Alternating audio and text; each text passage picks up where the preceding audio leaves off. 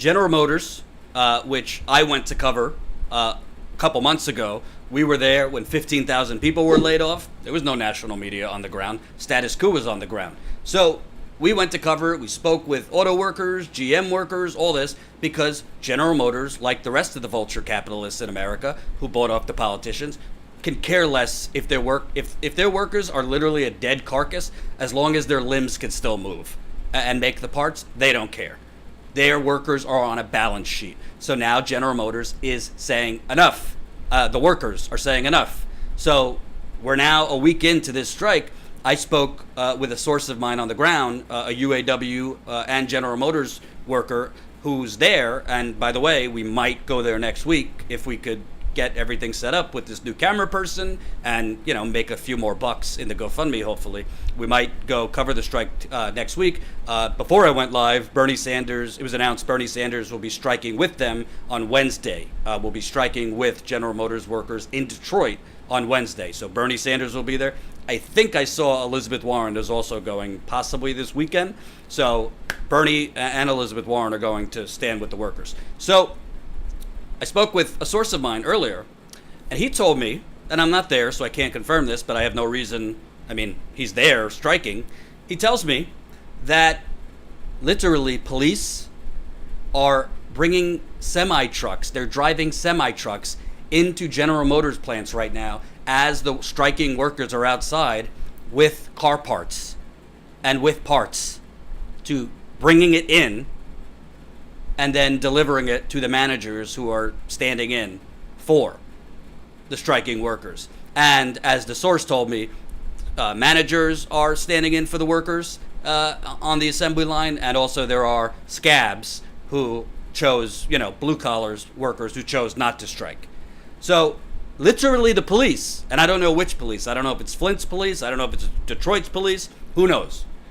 But literally police are, like they worked for the oil company at Standing Rock, literally beating the living crap, and my mother's going to yell at me for cursing, beating the living out of Native Americans, environmental activists, young, old, they didn't care, grenades, tear gas, freezing water, pepper spray, you name it, they did it at Standing Rock, all in service of an oil company. Well, now, the police, who, by the way, you know the old school mafia? The police get kickbacks too from these corporations. The police, during the first auto strike in over a decade, are bringing in the parts that normally would be brought in by these striking workers to deliver to the scabs who chose not to strike and the managers standing in for the strikers. What else do you need? My mom's saying, Jordan, please. Oh, mother. Sorry, Mom. I gotta be who I am. You gave birth to me, but you have to let me flourish and be who I am. Maybe I'll have you on one day. So, I have a lot of new subscribers, so you guys might have never seen this interview. But, let me give you another update first. So, the United Auto Workers Union strike against GM showed no signs of a quick conclusion as its impact on other plants and workers continue to spread. GM has about 10,000 U.S. suppliers, and many have had to halt production on parts they would normally deliver to the nation's largest automaker. As the strike entered its fifth day, many are laying off workers who build those parts and other suppliers for GM. So this is why the police are literally delivering these parts to General Motors. I mean, you can't be more corrupt than that. The police are supposed to protect people, keep the public safety, not make sure corporate profits remain intact. This is some dystopian 1984 stuff we're talking about. That is not the police's business to be doing that. It is certainly not the police's business to be defending oil companies in North Dakota either. But this is the United Corporations of America. Alternatively, I also call it the United States of Oil. So whether it's the police, whether it's the bankers, whether it's Big Pharma, they're all in it together. They're there to protect corporate power. So I want to play this interview. I'm not going to play all of it, but for those of you who didn't see it, this is one of the striking workers. I interviewed him months ago. And this will give you a little taste of why they're striking now and what they've been dealing with, fighting General Motors, who has taken their benefits, cut their health care, cut their pension, cut their wages, basically said, here's what we'll give you, take it or drop dead. That's what corporate America and General Motors are telling these workers, which are mostly, middle income, a lot of white people, but also a lot of black people work in these plants. Then during the Flint water crisis, I decided I didn't want to deal with the poisonous water and took a chance, got out of town, came down here. Been at DHAM, Detroit Hamtramck Assembly, for about 3 years, and now they're closing my plant, and I had to transfer back to Flint to keep my job. And not all of the workers are getting transfer offers. It's only kind of like the top tier, because there's different tiers of workers. Yes, absolutely. There's Tier 1, which is what you think of as traditional workers with all the benefits and wages that come with it. Tier 2, which is slightly lower. Then you have temporary part-time workers, third-party workers that are under totally different contracts.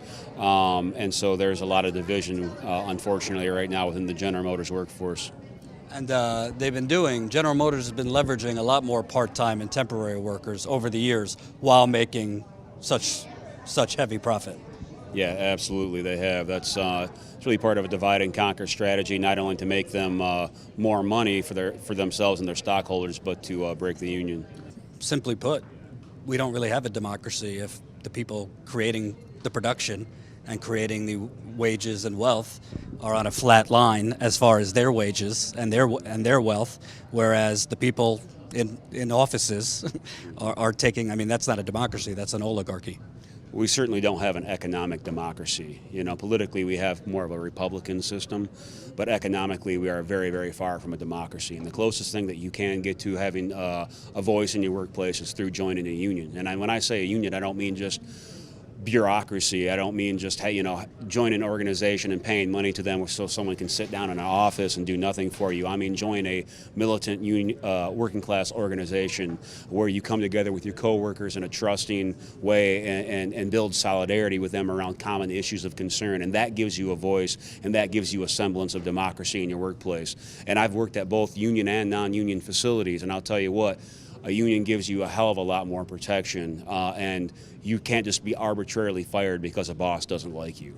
Can you imagine if Sean was ever allowed on CNN?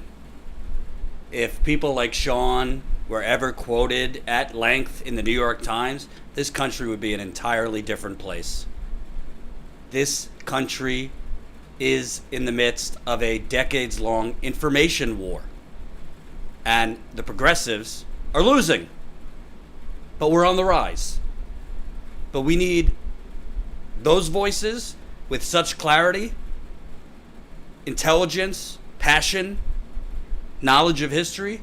We need to amplify their voice. We need to hand them the microphone. And that's what Status Quo is about. That's what we're about. That guy is 10 times smarter than any pundit you will ever see on cable news. Any pundit you will ever see on cable news. That guy does laps around them. Hope you enjoyed that last video. Hop on over to statusquo.com where you can sign up for our email list and become a member for as low as $5 to $10 a month.